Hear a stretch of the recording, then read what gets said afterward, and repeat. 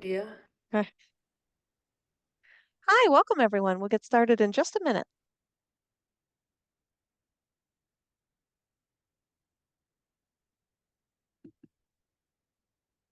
Is that good? Yes, that looks good.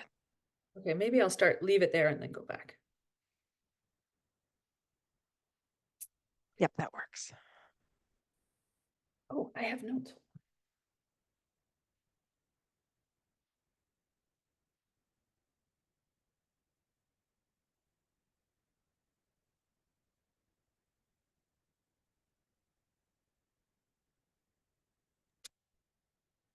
Okay, welcome everyone. My name is Sarah Carr, and I'm Chief Knowledge Broker for Octo. I'd like to welcome you here today for the webinar. We're very glad you can join us. Today's webinar is the Global MPA Workforce, Building the Backbone of 30 by 30. And we have Dr. Christine Ward-Paige of eOceans and Mike Appleton of Rewild. Just to give you a little bit more background and heads up about what's going to go on today. This webinar is brought to you by Octo. We're an NGO that connects ocean professionals to the knowledge and networks they need through our webinar series and our MPA help, ecosystem-based management help, EBM help, and ocean plastic list communities. And you've all answered whether you wanted to sign up for those or not when you registered for the webinar. The webinar will last for an hour. We'll first have a formal presentation by Christine and Mike, and then we will move on to question and answer afterwards. We encourage you to send your questions in at any point as they occur to you throughout the webinar. You can post them in the Q&A panel of the user interface. I'd encourage this if this is just a straight up question you want Christine and Mike to answer. But we also have the option, the chat is open to everyone. And if you wanted input from others on the webinar, feel free to post your question in the chat and make it visible to everybody. With the chat and using the chat, again, feel free to post things that would be of interest to others on the webinar. We just ask that you keep it on topic and professional. A recording of the webinar will be available on the Okta website on our webinars page later today.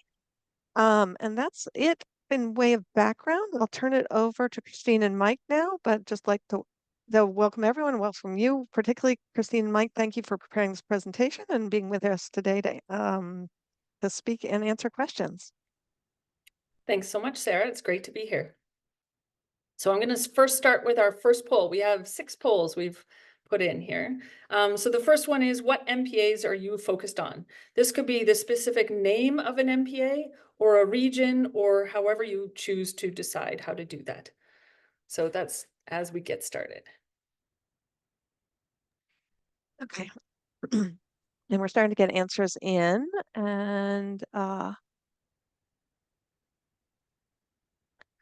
did you want me to share the results with folks as soon as the poll is over, Christine? Sure, we can try that at first, and then we'll see how long that takes, because I can see the count going up. I just don't want it to hold it back the presentation too much and we'll run out of time. We'll try it for the first one.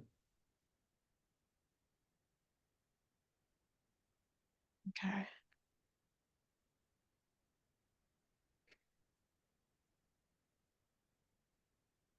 Is this good? Yep.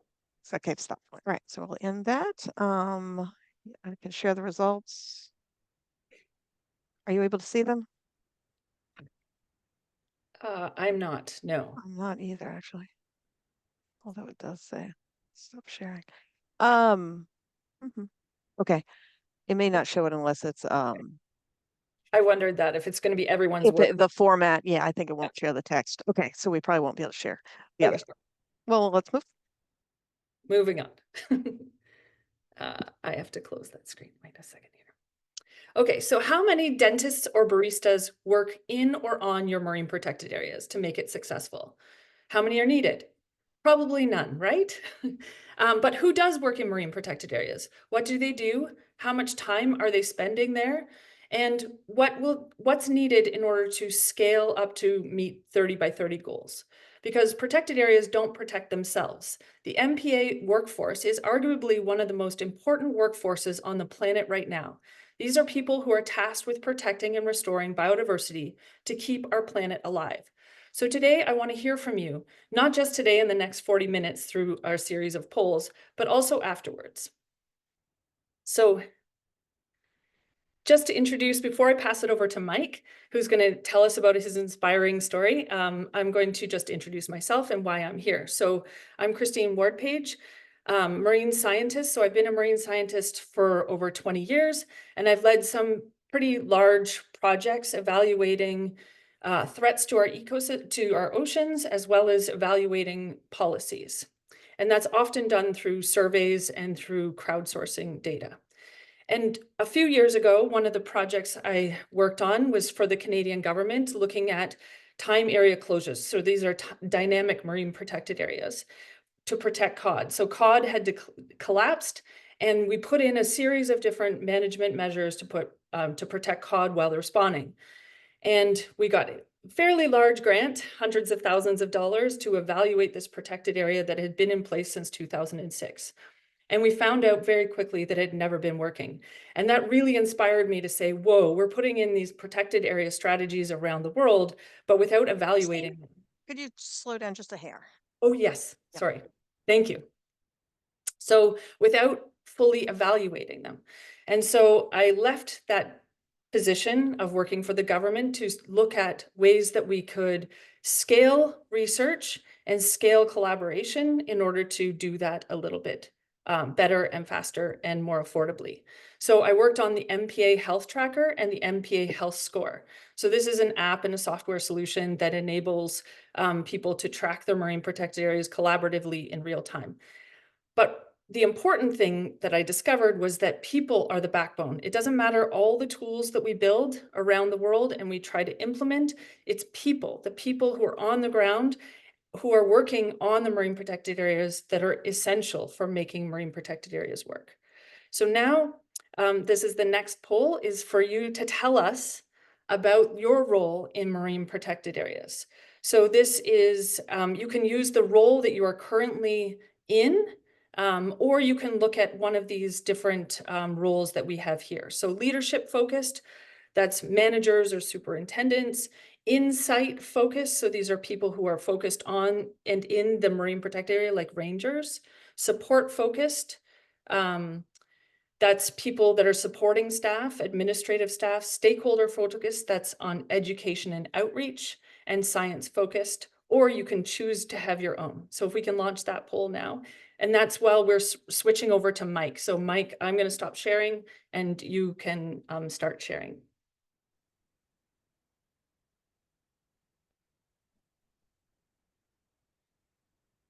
Thank you very much. And hello, everybody. I'm very glad to be here. I'm just trying to launch things here. There we go. So my name is Mike Appleton. I'm a senior advisor on protected and conserved areas with the NGO Rewild. And I'm also the vice chair for capacity with IUCN World Commission on Protected Areas and former chair of the Universal Ranger Support Alliance.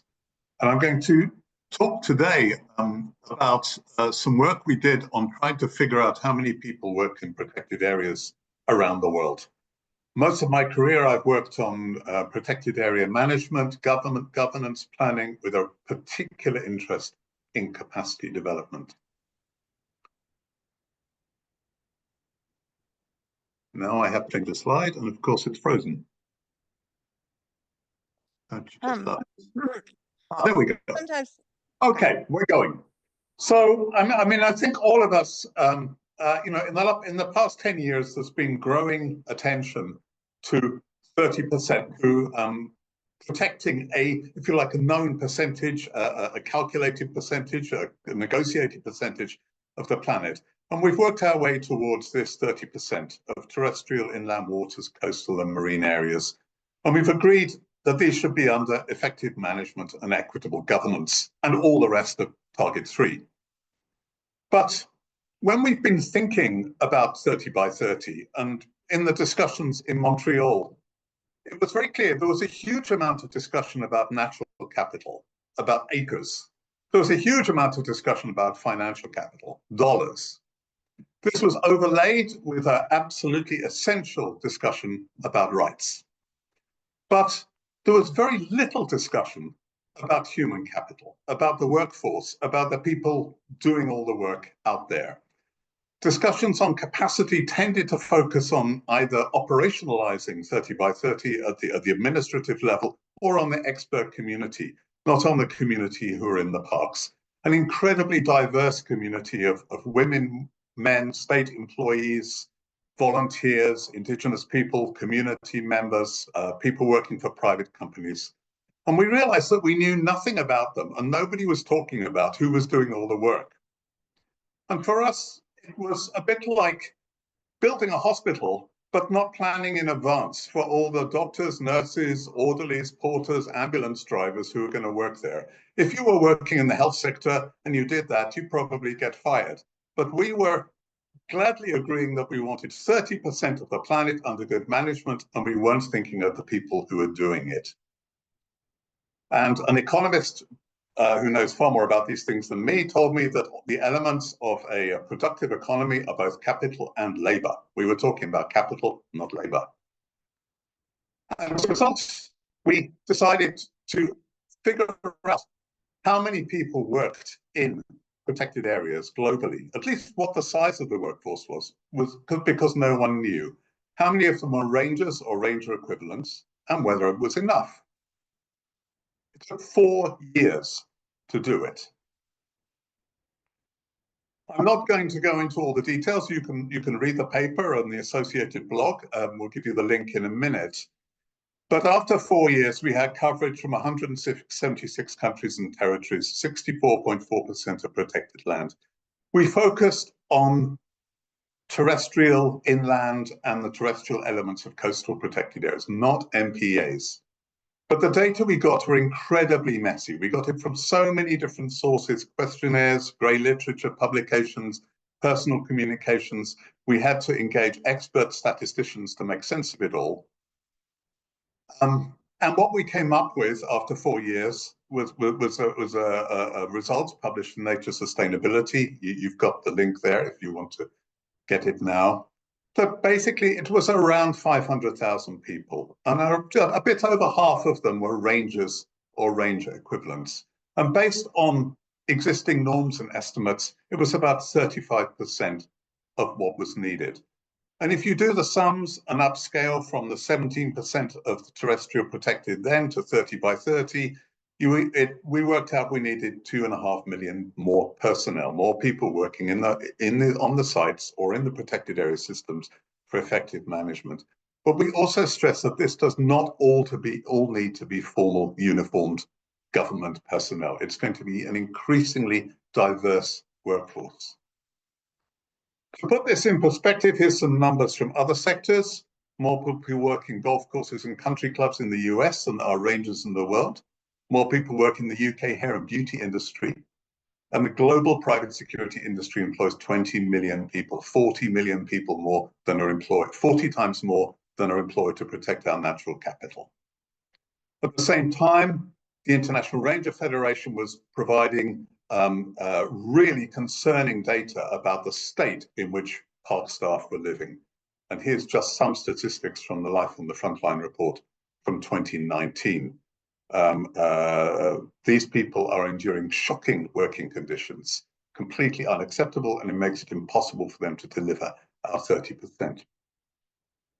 But this wasn't just an academic study, it was a study which we wanted to use to make change. And this led to establishing the Universal Ranger Support Alliance, an international alliance of NGOs, you can see all the logos, there to support the International Ranger Federation to develop a professional framework for protected area employees. And what we agreed at a series of international meetings was a framework which focused on the workforce, on working conditions, on conduct, and on competencies. And if we could work on all of those, we could, if you like, upgrade and establish a respected, responsible, and accountable protected area workforce. You can get a wide variety of publications on all of this on the Universal Ranger Support Alliance website, including Global Code of Conduct, global working standards, employment standards, labor standards for rangers, etc.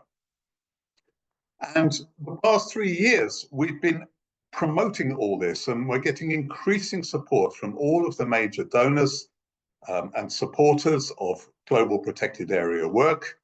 We're trying to mainstream workforce issues into the new GEF. We're working with the International Labour Organization and other organizations really to amplify the importance of the workforce. All of these initiatives include the MPA workforce. They're basically overlap with the workforce who we studied, but we do need to know more about them, about who they are, in order to tailor all of this work to their specific needs. And that's where I'm going to leave it and hand back to Christine to take you further along this path. Thank you very much.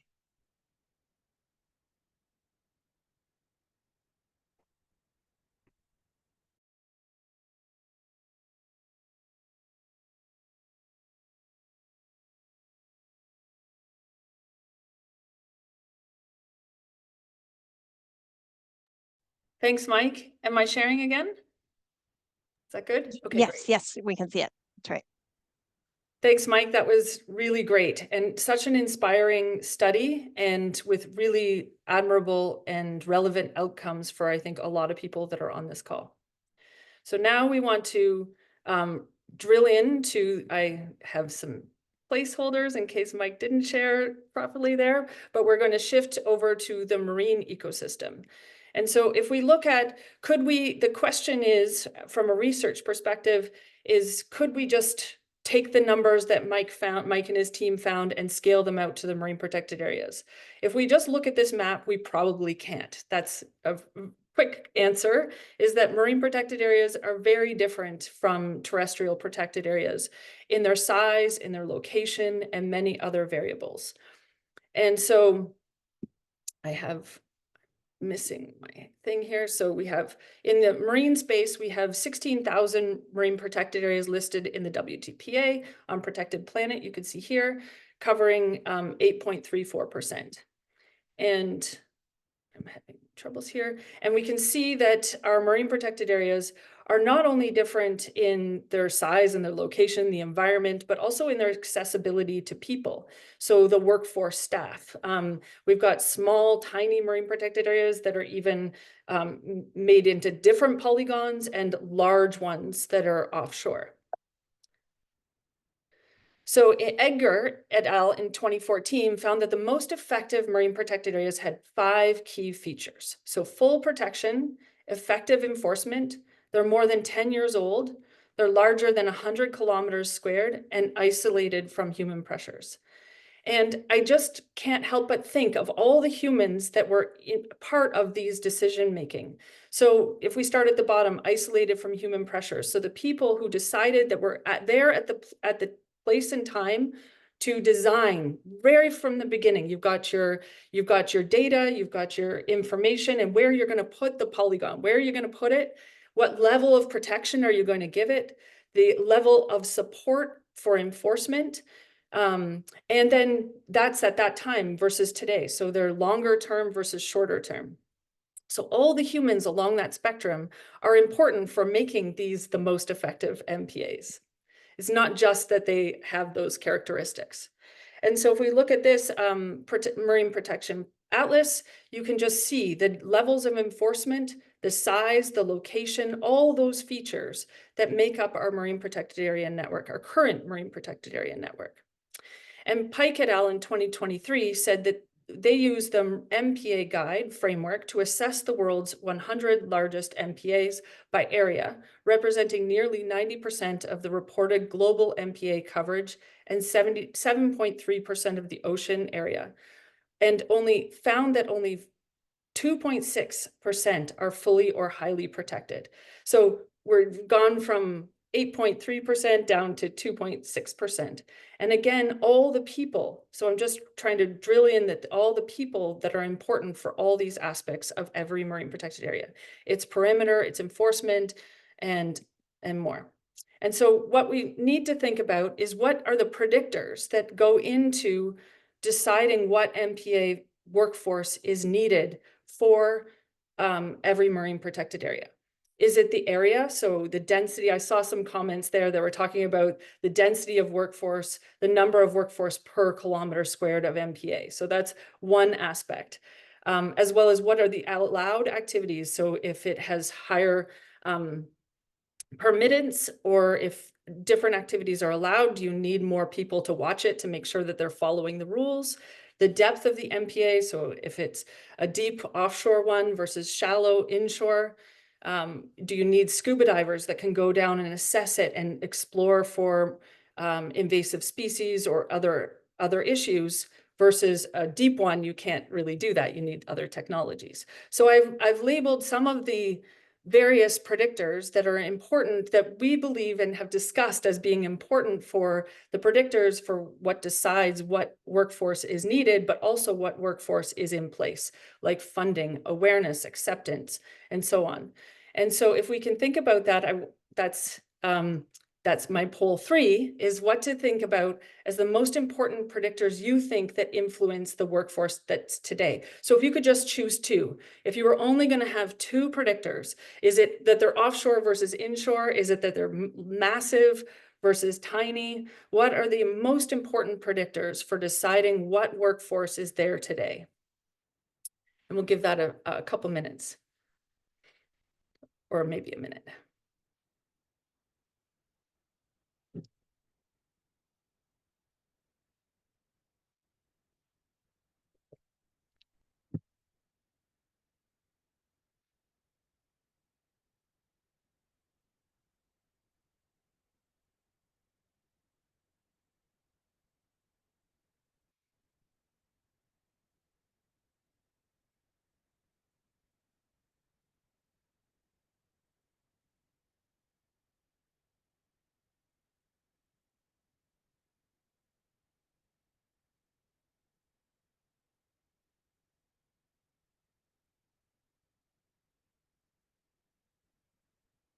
It takes quite a bit of thought to think of all those different variables. Funding, I imagine, comes up as an important one for many people. If anybody hasn't finished typing, maybe you can copy what you have and then paste it in the chat. Should we? Okay, I can keep going. Okay, Okay, yeah. great. The poll just keeps coming up in front of my screen. That's the, you can close it there. So Gill et al. In 2017 found that staff and budget capacity were the strongest predictors of conservation impact. So I imagine once we see the poll that some of those, so the staff, but also the budget to support that staff, are going to be important for MPAs with adequate staff capacity had ecological impact effects 2.9 times greater than MPAs with inadequate capacity. So that's going to be an important thing.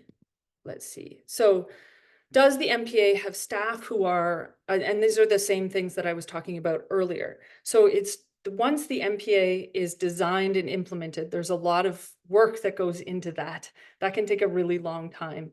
And the communication between leaders, the people who are guiding it, the community, and so on, whether it's top down or bottom up, everyone working together to define the boundaries, the areas of interest, then the boundaries, and then what regulations are in place. And then after the fact, you have all these different players that are working to make it effective. And so couple years ago, I interviewed people who are working on marine protected areas around the world when I was building the MPA health tracker, and talked to them. How do they work? Who's working in them? Who's working on them? And I found that, as you could imagine, there's some MPAs that have really nobody working on them, and a lot of other ones that have a lot of people working on them. And those that have a lot of people working on them were very much focused on the biological assessments. And so the biodiversity impacts of the MPA, as well as the compliance. So are people following the rules? Do they understand what the rules are? And there was very little about the social values. So even though many places, the social, cultural, and economic values are being sold to the community, it's going to have spillover effects to the fisheries and so on. And we found that only a couple of places actually look at the social, cultural, and economic dimensions of the marine protected area. And very few, like the data comes from, for example, the recreational fishers. So how many recreational fishing licenses were sold before an MPA was put in and after? And so you don't even know if they're going anywhere near that MPA or not. Another issue that I found was that people would say that they have an relatively adequate workforce or staff, but only from Monday to Friday from 9 to 5. They didn't have anyone for the evenings, nights, and mornings. And they also didn't have anyone for the weekends. So in these cases, the staff was adequate, but they needed extra technologies and extra support. So this is the next thing, is to think about the next poll is, what's the maximum number of formal staff you've ever seen assigned to one MPA? And this again can be free text. So yeah, I will just keep that open. Sarah, do you think it's better to keep it open, or should I move on? I don't think people can see your slides if it's still open. Oh, okay. So we're looking for the maximum number on any MPA. Which is the most heavily staffed MPA in the world that you're aware of? That's what we want to find out here. and do you want them to list what they No, just the know number. of? Just the number, not the actual the MPA. number. So is it like 100? Is it 1,000? Is it 2? In the MPAs that you work on, what's the maximum number of staff that you've ever seen assigned to one marine protected area?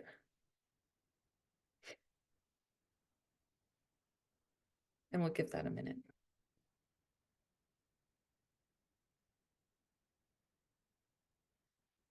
And this kind of will give us that maximum number of, if we multiplied that by all the MPAs, what's that sort of, what would that number look like?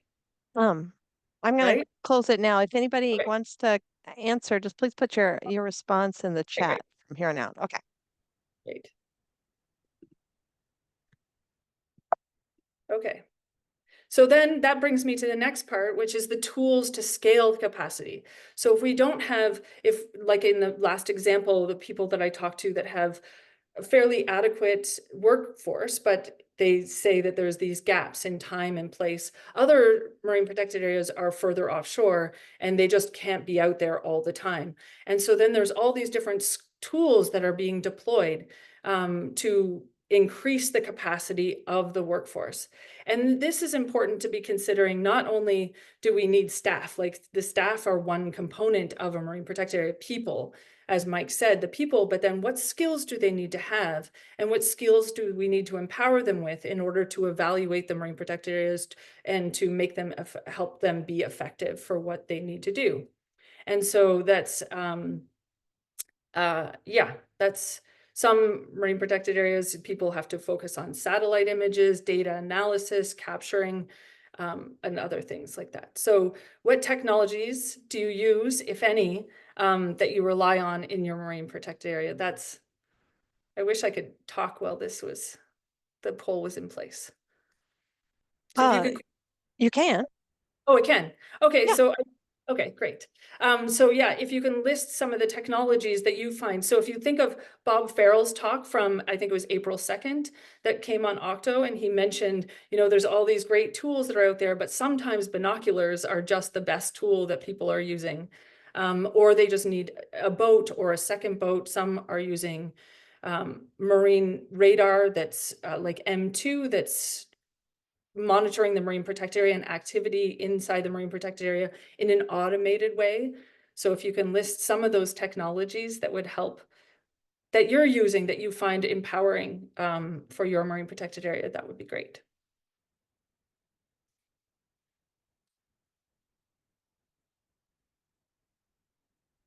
Okay. They're still coming in, so I'll just wait.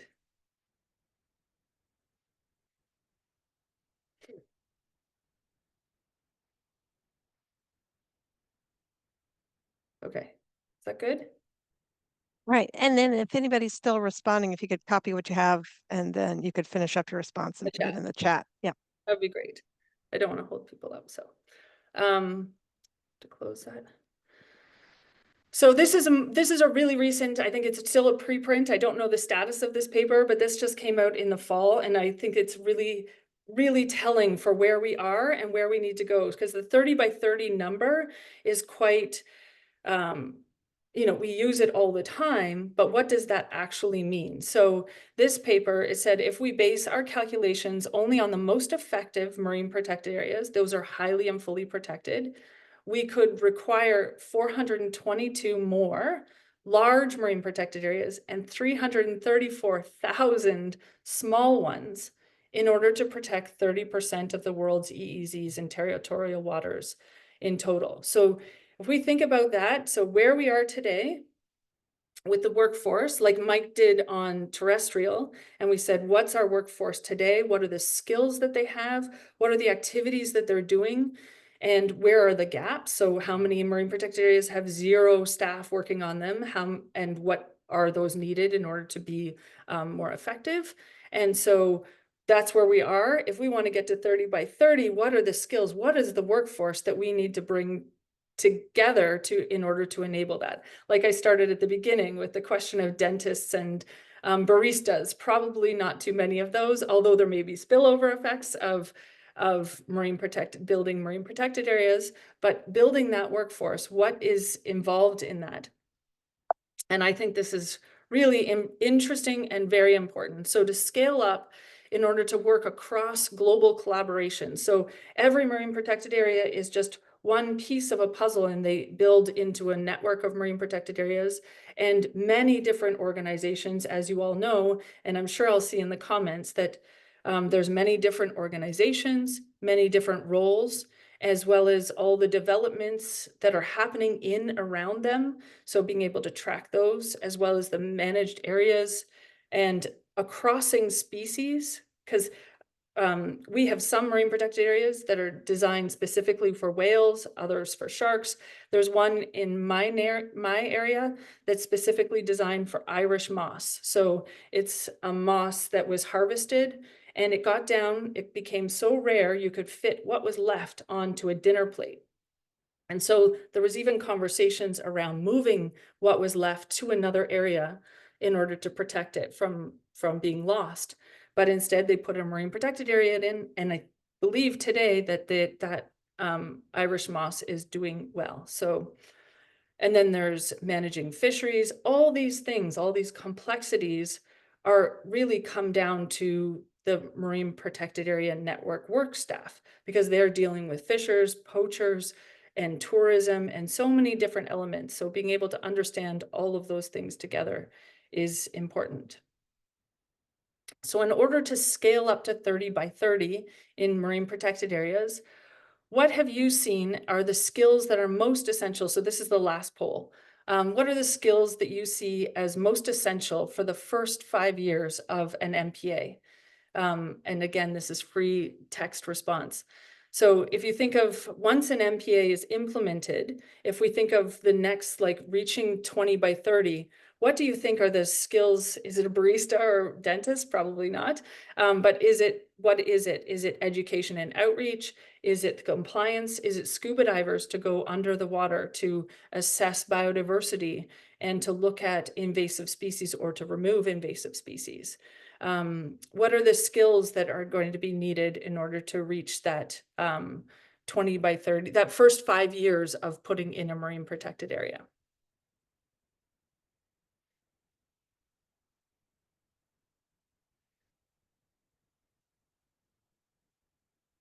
So I'm going to just move that out of the way. Oh, so yeah, so this is really the status of what we're asking today. So looking at what Mike's research was, and on terrestrial, we're trying to look at this today. So a group of us have come together, they're probably on the call, and to come together to ask very similar questions to what's happening in the marine protected area workforce today. So we've built a survey, not unlike the questions that I've asked today, but much more specific to marine protected areas specifically, every marine protected area. So we've built a survey that looks like this. You can connect to it here. It's very simple. I would get very simple survey, which is focused specifically on the workforce. So there's 2 questions to identify your marine protected area. And so you'll choose the country, you choose your marine protected area, and this connects to protected planet, so you can find it exactly, the actual polygon. Then you're going to answer just how many people are working in the marine protected area at in different roles, and the technologies that are being deployed and who else is nearby. So it's a very simple survey that we're asking people to join us and to answer these questions so that we can do similar to what Mike did in the terrestrial space. And then the last part is just to tell us about yourself. So that this way we can, because biodiversity needs marine protected areas and marine protected areas need peoples. And we're just starting to scratch the surface here. So we're interested, if you think of all those 16,000 marine protected areas, the first pillar is which ones have 0 staff. So if you have 0 staff, those are going to be the ones that are easiest to fill it out and help us put that data together.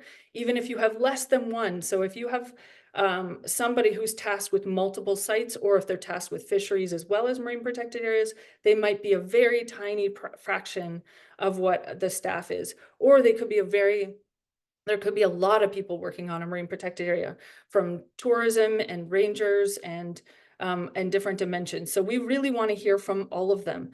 The more countries, the more dimensions, and the better the ranges that we get of the variables, then the better our predictions can be to understanding what the current workforce is.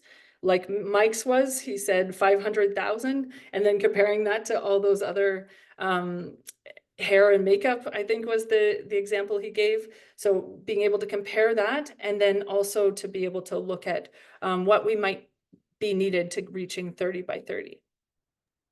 Hey, Christine. So, yeah, go ahead. Go ahead. I was just, Claire very kindly let me know that they can still see your slides even while the poll's up. So I'm leaving it up for now Okay. until it doesn't appear that anyone else will be answering.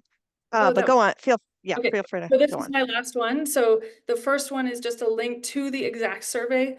But if you don't feel like you fit it, because you don't know about a specific MPA, or if you think that you can help us fill it out for a variety of different MPAs, then please get in touch for whatever reason. And happy to take questions at this point. Thank you. Great. I am going to close the poll now. So if you did have anything, if you want to copy and put it in the chat. And also, if anybody has questions, I'll go back and see what in the chat might be a question as opposed to a response. We did have one in the questions that came in. What constitutes, and thank you very much, Christine and Mike, for the presentation. Before we switch over to the questions, we appreciate that. Yeah. Okay, so the question, what constitutes a large MPA versus a small one in the context of the calculation to meet 30 by 30? That's a very good question. I would have to go back to that Rechberger paper to see what they were. Sorry, I apologize for not having that answer. Okay. Someone on the call may have that and could pump it into the chat. That would be great. Let's see, and other questions. Okay, Naya said the big ocean defines this as larger than 150,000 square kilometers. Great. Thank you for that. Okay.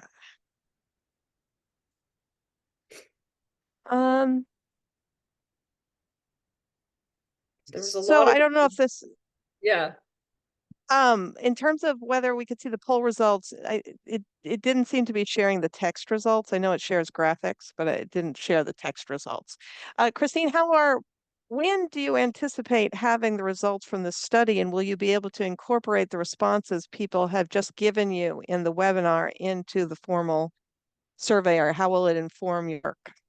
Yeah, so I think it'll inform us in many ways. One is we've very tightly focused the survey with very explicit because we know people are busy and we want people to just answer very few questions that are very focused on workforce. And so this gives us an opportunity. The way that I ask those questions gives me an opportunity to see which buckets we might have missed in terms of workforce and the size. So if somebody, and also helps me put QA, QC on the responses. So if people said, oh, the maximum number of employees we are aware of for any MPA is 100, and somebody puts in 100,000 in the survey, well, that might be an outlier. So it's just kind of giving me a little bit of opportunity to do some QA, QC on the results as they're coming in. So that's the kind of the purpose of these questions and the way that I've asked those questions. But then second, I think that yes, it could potentially come into part of the discussion in the way that we interpret the results. But I also think that I need to think about it, but the way that we could start to distribute and have conversations around with that information. So either through social media or through a newsletter, like what we're discovering, and then we can share it in that way. But I need to make sure, and same within this conversation, even in the talk that I've just given, that I'm not biasing the results that are coming in. I'm giving examples, but not explicitly saying, oh, any findings, because I don't want anyone to think, oh, well, they've already found that, because it's very much, we're literally just scratching the surface. And so I want people to, I don't want to bias in any way towards the MPAs that have lots of people or to those that don't. So it's very much like, hey, we're a blank slate, and we want to hear from you, and I want to listen to be able to understand what the current workforce looks like. If that's a full conversation. Thank you, Christine. And then there's some additional input from Naya and Beth and John about what distinguishes the small from the large MPAs. Naya adding that large MPAs are less than 50 globally of all MPAs, not counting the high Cs. Beth said Rick Berger et al. Defined a large MPA as greater than 100,000 square kilometers. And then John said, I've seen minimum thresholds as low as 30,000 square kilometers, and he doesn't believe there's a single universally accepted definition. That's great that we're getting good input here. That's important, because large ones, there's some research that shows, ooh, does this bias? No, some research that shows that larger MPAs may not need, that have shown that larger MPAs are more affordable or have lower costs per kilometer squared than the smaller ones. And so, and also biologically, the larger one, then the more space you have in the inside ecologically means they're more protected. So yeah, so it has multiple benefits when you have the larger ones. Okay. A question for you, Christine and Mike, from Freya. Thank you. I think it's interesting to consider how we create a narrative around MPAs akin to a service like healthcare or hairdressing that people can relate to. My question is, have you considered how your study will capture secondary contractors or new innovative industries? For instance, labs to analyze eDNA or the drone development industry. So you're capturing the full breadth of the workforce. I'm going to let Mike take the beginning part of that question, if he's still there. I think that's really interesting. And that is when I mentioned the baristas and dentists, if you have a more vibrant and you bring, if you lose your ecology and your fisheries and so on, and people have to move away because for various reasons, then it's those trickle-on effects. But I think I will let Mike talk about that. Yeah. Hi there. Thanks for the question. At the moment, we focus on the people who are either working in protected area agencies or on sites. If we start working outwards from there to everyone who is engaged in some way in the conservation sector, that's a much bigger question, and it's going to have to be asked in a very different way. So those facts and figures are important. But the focus at the moment is how many people are focusing on the sites or the agencies that manage the sites. I hope someone else takes up the challenge which you've just given us. It took us 4 years to figure out how many people worked on the site, so it may take some time. I mean, in some ways, we'd like to see everyone in the world engaged in the conservation sector. in one way or another. That's a great answer. Totally Mike. unsatisfactory answer. Yeah, that's a great answer, Mike, because even in designing it, I'm thinking of Sarah, Sarah and Beth, they don't work on a specific MPA who's answering there. But they don't work on a specific MPA, but they work on MPAs and they provide a very invaluable role in terms of bringing people together and disseminating information and collecting and gathering information. And so it's it's a very different survey to capture that. And that's why I think I put this get in touch with me also, because if you can't fill out the survey as it is today, let's talk about that. Let's have a side conversation that says, what about that bigger picture of MPA workforce that's also essential, but not dedicated to the MPA itself? That's right. I'm going to count too. Yeah. Okay, thank you. Another question that came in from Arthur: how do we promote not just numbers, but professionals for MPAs? Yeah. Well, go ahead, Mike. You look like you want to jump in on that. Good. Well, I'm sure Arthur's one of the best people in the world to answer that question. Greetings, Arthur. But it's an important point. It's not just about numbers. I've seen parks being incredibly well managed by a small number of well-supported, well-trained, dedicated, well-paid people. I've seen parks with very large numbers of staff which are failing. Numbers are an indicator, but that has to be coupled with having a professional, well-trained, well-supported, responsible and accountable staff working there. And the work which Arthur's been doing with his team in the West Indian Ocean on sort of building competencies and capacity for marine protected area professionals over the long term, rather than just through short-term boom and bust project-based courses, is a real fine example of how to do that. Also, we have to make the occupation more attractive to people. And to market it better. I see, Lila, in the comments you said MPA effectiveness could be equated to health in the body. We've actually, in the ranger sector, we've actually been promoting rangers now as planetary health professionals. There's a paper on that as well. And that's been resonating very well. These are the health professionals for looking after the planet. So it's a long, slow task. And it also relates to the question about from Freya, I think, who also talks about creating a narrative akin to a service like healthcare. That's exactly what we're trying to work on now. Thanks very much. I have something to add to that, an anecdote where people that I've talked to that said they work in remote marine protected areas, and they said that it's great. The thing that they have challenges with are finding locals that have the skills that they need to work in the marine protected area. So, and so that's you're not drawing in staff. It's not like a doctor. Currently, it's not like a doctor where you're paying somebody well enough and drawing them into those spaces so that they can work. And so finding those skills within. And so that is something that we're spending some time thinking about, is how do you build that capacity within communities. And I think Lila's thinking about that also. But building that capacity within the communities so that you can skill up people who are already there to become part of the MPA management and effectiveness strategy. Okay, thank you guys. And these are big questions we're asking. So I appreciate everybody sharing their own thoughts and experiences in the chat too. Okay, a question from Tundi. How do you account for those working directly on MPA functions who are not paid, such as citizen science volunteers, communities involved in co-management who might get compensated in another way, etc.? Aren't they a part of the workforce, even if they don't contribute to MPA-related GDP?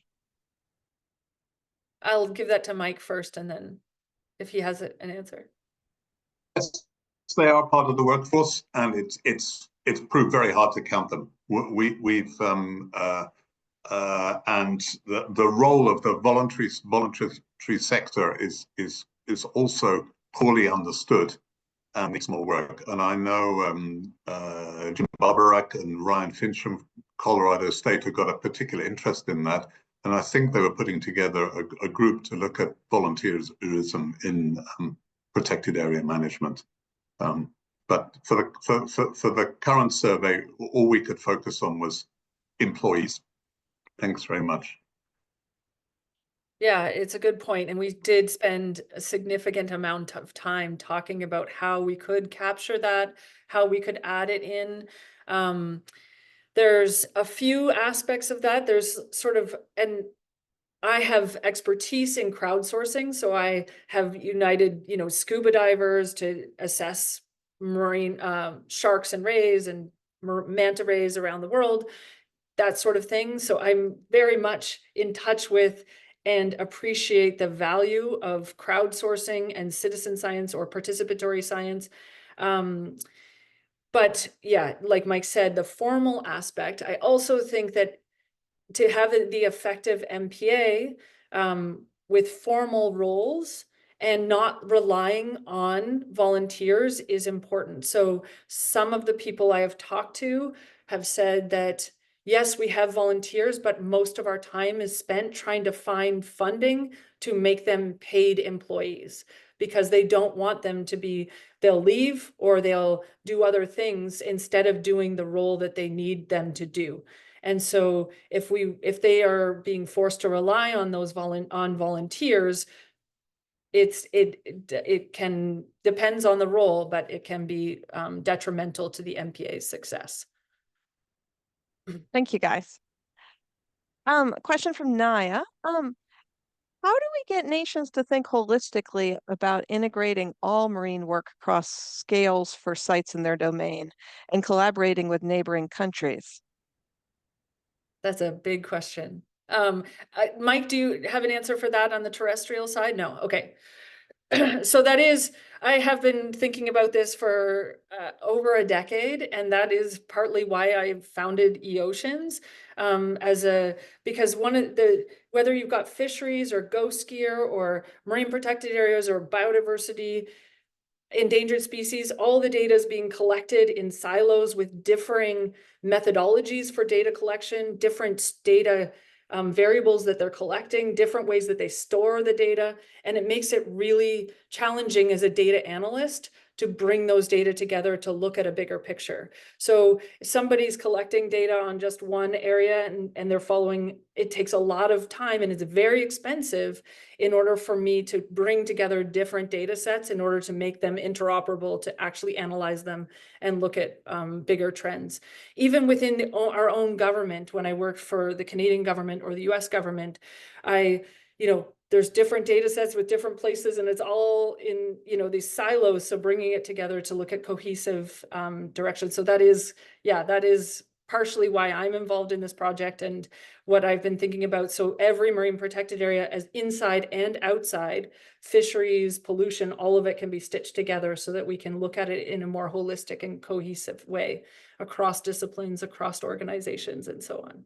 So that's separate from this purpose, but yeah, that's my, I think we all need to get on that sort of same page to be able to scale up. Okay. All right. Thank you, Christine and Mike. I'm just going to flag for everyone. There's a question that came in from Jameson earlier in the chat, but I think this is a question for all participants and not necessarily just Christine and Mike. It was, hi all, I run the IUCN SSC Conservation Planning Specialist Group's capacity building program.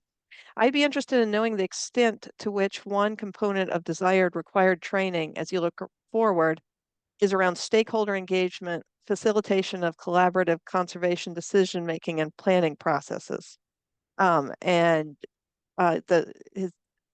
His email, their email is address is available there in that chat, and that was around 12:38 p.m. My time, Eastern time, if you want to go look that up. Okay.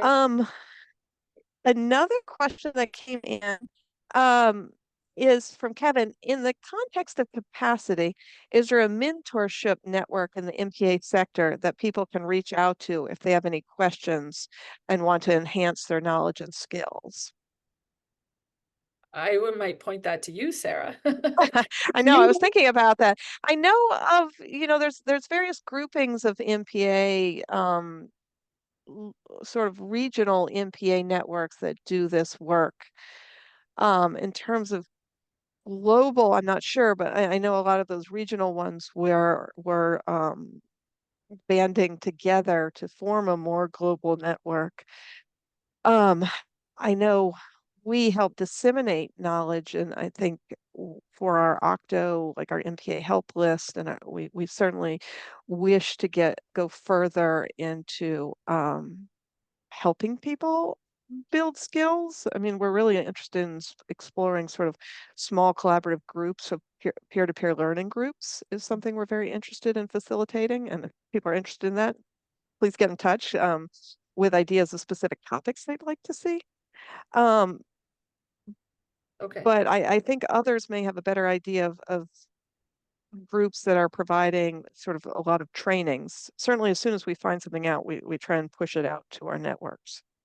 So that, I mean, so we've done a case study using the tool that we've built, but in California, and we found that so doing a meta-analysis of different methodologies that are being used across the world, it seems small teams are trying to come up with their own solutions of like their own strategies for collecting data and what sampling strategies they're going to use, and sort of reinventing the wheel over and over again. And others are much more well advanced in terms of they've been collecting data for, decades. And so how do they process it? And they have much more. So trying to pull that up, that's something that we've been working on recently. But pulling up that knowledge so that somebody can very quickly, you put it on a marine protected area or an area of interest. And then now you say, oh, it's this size and it has these goals and it's these species or this environment. Now we're going to use this method, and then they can start quickly running.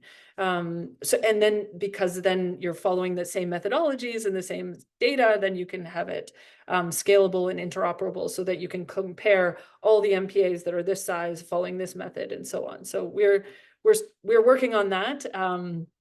And I'm happy to have that conversation with anyone to figure out what those methods should be. Yeah, I'll stop there. Okay, great. Thank you. Let's see. Let me find it. It's a little harder to moderate from the chat, but Marianne had asked several questions, which were great ones. This one is, given the significant demand for workforce, how can the need be adequately marketed? Where will the staff come from? What entry-level skills are needed? And what can higher education institutions and other trainee organizations do to upskill the future workforce? Are there any sort of specific topics you'd want to hit in there, Mike and Christine? Mike? No? Yeah, well, that can be answered in a number of ways. First of all, getting more people. Although we heard that, a comment that people are finding it hard to find people locally. Actually, local people are very often the best people to manage these areas because they are local and it's their home and they stay there. They don't use this as a stepping stone, or they don't treat being sent to a remote park as being a kind of something they have to do for a few years till they can get a job in a more comfortable and amenable place. So I'm all for advancing, promoting, and supporting local people, many of whom have a lot of the skills that we need, but they're not actually expressed in the typical way in which we express them, i.e. through qualifications and letters after their name. But actually, a lot of them know what they're doing, and with the right support and guidance, I always look at starting locally, and that also means thinking a little bit differently about training and skills acquirement, focusing more on recognition of existing knowledge and cultural knowledge and traditional knowledge, and also on using competence-based approaches rather than academic-based approaches to training and learning. There are lots of people who want jobs around these areas, and in many cases, they're the people to be doing them. That's a very brief answer to some of your questions. I think that's exactly that's what I think, and that's what I've found that people are trying to do, is getting those skills. So skilling up what they already have, like the skills that they already have, it's harnessing them. Okay, great. if you guys don't mind, can we handle one more question? And it's a big one. Let's see. This is from Dan. It seems to be quite obvious that when it comes to labor, it all comes down to money. My guess is more money is dumped into hair and makeup market compared to wildlife protection. My question is, how do we increase the amount of money available to have the required number of staff with appropriate conditions, etc.? Any thoughts on this as a final thing before we go? If I could jump in, it's actually not just down to money. The sums we're talking about, because of the size of the labor force, even as we want it ideally, the sums actually aren't that big. And in many cases, it's actually creating the case for spending the money. And if you look at what's being done now with protected areas, particularly in Latin America, in Ecuador, Peru, and Argentina, where the protected area workforce has actually got kind of unionized, and they're now passing new laws, giving them better working conditions, better rights, and better pay. India's doing the same thing. So if you can make the workforce case with labor ministries, it's much more effective than going to the environment minister and saying, poor staff, they don't have any boots or shoes or equipment. There is money there for doing it. It's never enough, but it's basically it's getting the people to spend the money that is there on the right things. That's not an entirely satisfactory answer, but it's one which we're working on, Maria. Can I ask, Mike, have you looked into biodiversity credits and carbon credits and nature-based solution credits? Like, I've seen it for river restoration where I live. It's going into, but yeah, if you just quickly, because I know Sarah said we're over time. Working on it, and there is a system being developed to try and develop some kind of bond for effectively managed parks. But it's a long road, and it's a very tricky road, and it's certainly not my area of expertise. Okay. Thanks, Mike. Okay. Thank you, guys. And thank you to everyone who thank you so much, Christine and Mike, for presenting on the work you're doing. And we look forward to hearing from you again when your analyses are done with what you found. But huge thank you and shout out to everybody who participated in the chat. Like, this is exactly why we like to keep the chats as a free-for-all, is because of the fabulous information sharing that goes on. So this was great. It was exactly why we want to do it. But thank you everyone for participating, and hopefully some good things come out of this, good knowledge sharing, and we know more about how to improve our MPA workforce so we can have better marine ecosystem protection. And again, Christine and Mike, thank you for getting this rolling, and we look forward to having you on again when you're ready to share results. Thank you, Sarah, so much. Appreciate it. All right. Thank you, everyone. We look forward to having you on future webinars. Bye, guys. Thank you, everyone. Nice to meet you all.